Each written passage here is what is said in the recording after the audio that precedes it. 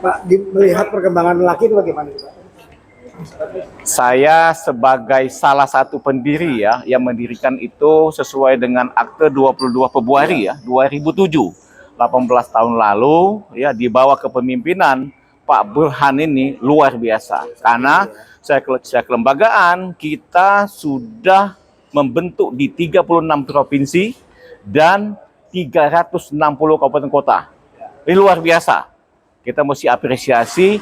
Dan Laskar Anti Korupsi ini sudah ada MOU juga sama KPK sebagai mitra dan juga sama KPPU. Bulan Februari ya ketemu ya. Jadi saya di sini ya baik sebagai pendiri laki, termasuk juga KPPU, Ketua KPPU hari ini mengapresiasi dan insya Allah kita bisa sinergis ya. Tolong jaga ini Pak Burhan integritas ya laki ya untuk menjaga agar Indonesia ke depan ini betul-betul jauh dari korupsi. Karena apa yang disampaikan Presiden Prabowo yang disampaikan oleh bapaknya dulu, Profesor Sumitro, pada saat saya mahasiswa, pada saat itu 30% APBN itu bocor. Nah kalau bocor kemana? Dan ini tidak hanya bisa oleh KPK, dia butuh mitra strategis. Salah satunya adalah seperti laki ini. Dan ini sudah banyak pelaporan-pelaporan yang dibuat oleh laki ya, temuan-temuan yang baik itu secara tertulis maupun sifatnya memberikan data, ikut pelatihan-pelatihan juga yang ada dilaksanakan oleh KPK ya Pak ya. Itu sering dilakukan dan sudah bagus sekali hasilnya gitu. Ini jadi sekali lagi saya sebagai pendiri dan penasihat juga ya di laki ini ya mengucapkan terima kasih dan jaga integritas tadi Pak laki. Yang kedua ke depan harus mesti dibentuk bila perlu nanti perwakilan di luar negeri gitu. Demikian Pak, mau nanya soal pinjol bagaimana nih Pak perkembangan ini? Nah, jadi saya di sini ngomong dulu ya. Saya boleh ditanya sebagai Fansirul Asa pribadi, boleh ditanya sebagai pendiri laki, boleh ditanya sebagai mantan kepala BPH Migas, boleh ditanya sebagai ketua KPPU Republik Indonesia. Nah itu Pak, kira-kira pinjol, jadi begini ya, pinjol ini ya, pinjol yang sudah diputuskan 2 minggu lalu ya, di rapat komisioner.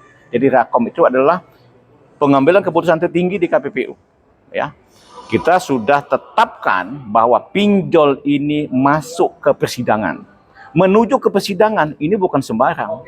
Jadi pemberkasan ya, investigasi, penyelidikan ini sudah dilakukan tahunan.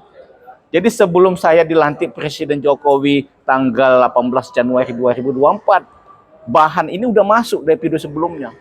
Nah, tetapi dengan profesionalisme, integritas investigator KPPU ya, kami dengan tahapan-tahapan tadi ya, mulai dari investigasi, naik ke penyelidikan, pemberkasan, dan sekarang sudah masuk ke persidangan. Tinggal ini penetapan siapa majelisnya. Majelis macam hakim sidang perkaranya ini. Nah, karena ini nilainya 1.650 triliun yang melibatkan 97 terlapor. Ya. Ini tidak main-main. Setahu saya, dalam 25 tahun KPPU ini adalah angka yang terbesar yang ditangani oleh KPPU. Jadi, dan data ini sudah akurat, kemungkinan selama ini KPPU itu kalau ada perkara hanya 3 majelisnya, 1 ketua, 2 anggota. Tapi karena ini sangat besar, sampai 1.650 triliun dan melibatkan 97 terlapor pelaku usahanya, juga ada asosiasinya ya. Ini kemungkinan besar langsung 9 komisioner menjadi majelisnya. Tapi ini belum diputuskan di rapat komisioner penetapan sidang karena memang ada mekanisme 3 perkara dulu ada masuk ya, baru kita tetapkan siapa majelisnya. Saat ini baru 2 perkara yang masuk. Demikian terkait dengan pinjol ya. Ada lagi? Strategis laki dan KPPU seperti apa? Gini ya, kalau laki itu kan lembaga anti Laskar Anti Korupsi. Berarti kontennya fokusnya kepada korupsi. Kalau KPPU, Komisi Pengawas Persaingan Usaha. Jadi nggak langsung sebenarnya.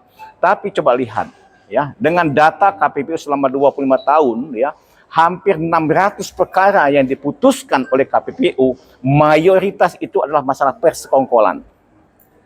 Kalau kita tanya sekarang nih, korupsi yang ditangani oleh KPK misalnya, itu dari mana? Hampir mayoritas persekongkolan. Bisa nggak saya mau tanya sama teman-teman wartawan, ada nggak korupsi terjadi tanpa persekongkolan? Ada, Pak. Pasti ada persekongkolan. Nah, di definisi KPPU, persekongkolan itu ada dua. Ya, pertama itu persekongkolan vertikal. Jadi mulai dari entah oknum menteri, oknum dirjen, oknum deputi, oknum P2K-nya, oknum pokjanya, ya, sama pelaksana pelaku usahanya. Itu yang namanya persekongkolan vertikal. Kalau apa yang disebut dengan persekongkolan horizontal, selaku sama pelaku usaha. Tahu kan kalau lelang, PT A, PT J, PT C, PT D. Ini persekongkol nih, ngatur. Kau main di angkanya 95% dari own estimate. Yang satu main di 93, 94, 92. Ngatur gitu kan. Maka pemenangnya arisan. Proyek A yang menangnya yang 93. Yang B nanti siapa. Tapi itu aja. Nah, ini menjadi objek KPPU. Dan juga ada yang terjadi kombinasi antara dua persekongkolan ini. Gabungan persekongkolan vertikal dan persekongkolan horizontal. Ini yang ditangani oleh KPPU. Yang terbanyak yang mana nih, Pak? Iya. Yang di antara tiga. Ya, tiga-tiga itu silakan buka, katakan terbuka. Majelis memutuskan berapa keputusan hasil sidang itu kan terbuka semua, macam-macam. Nah, sebagai contoh ya, bagaimana pentingnya KPPU dan KPK dan juga laki di sana, ya. Sejarah mencatat, kalau Anda tahu tentang EKTP yang sempat heboh di Indonesia, Anda tahu nggak? Ini ada deputi kita. Ya. Betul nggak, Pak Deputi? Itu adalah awalnya ditemukan oleh KPPU. Jadi jangan lupa, jangan sapi punya kerja, lembu punya nama. Jadi kalau KPK mengangkat itu, jangan lupa, ada kontribusi signifikan berbasiskan data, berdasarkan keputusan bahwa temuan masalah EKTP, masalah benur udang, itu awalnya adalah di KPPU. Makanya di sini pentingnya, ya, kita sudah ketemu kemarin tanggal bulan Februari, 21 Februari sama Ketua KPK, saya langsung, dan kita memperpanjang MOU. MOU kita sudah sejak tahun 2015 kalau tidak salah ya. Ini mau diperpanjang lagi. Nah, tapi jangan lupa ya, Undang-Undang Nomor 5 Tahun 99 Pasal 30 ayat 2 dan 3 KPPU, Komisioner Persaingan Usaha itu adalah lembaga independen. Keputusannya independen. Terlepas dari pengaruh dan kekuasaan pemerintah dan pihak lainnya.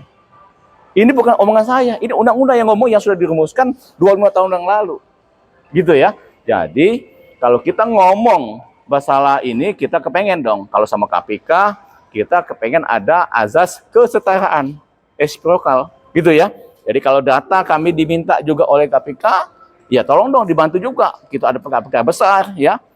Itu yang sudah dapat datanya di KPK, dibantu. Data itu dikasih juga menjadi bahan investigasi kami atau majelis kami di KPPU. Demikian pentingnya kolaborasi sinergis antara KPK dan KPPU dan sekaligus Laskar Anti Korupsi Indonesia. Oke, acara udah mulai nih. Belum apa lagi? Mau tanya lagi yang lain? Fungsi kewenangan eksekusi ada nggak, Pak? Hah?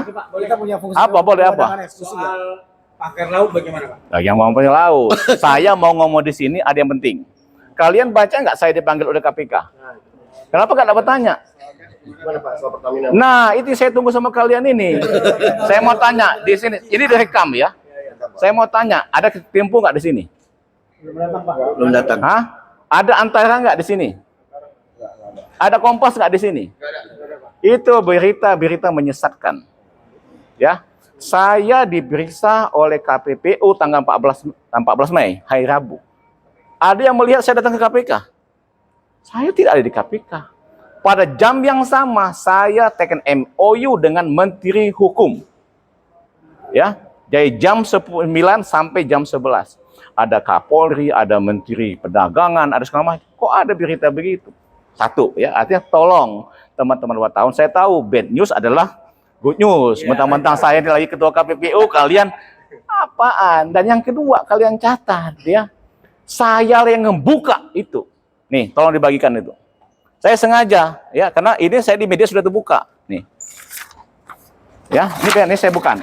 Silakan wartawan pegang nih semua, sebarkan semua ke teman-teman wartawan, bagi semua. Jadi supaya kalian itu mengutip, jangan hanya apa yang terbuat pengumuman oleh Humas KPK mengumumkan, lalu kalian nggak tahu. Ini basis awalnya, ya, basis awalnya. Contoh dengan ini ya, biar kalian tuh paham, ya. Basis awalnya kenapa KPK bisa mentindaklanjuti terjadi korupsi di Badan Usaha Hilir Migas. Itu 2 Desember 2020. 2 Desember dulu. Saya buka ini karena saya baca ya 2 minggu lalu sudah ada berita menyebut surat saya. Saya pun tidak lupa surat ini sebenarnya. Saya tanya nih ke BPH Migas, tolong bantu dulu lah dikasih dokumen ini. Nah kalian baca isi surat itu.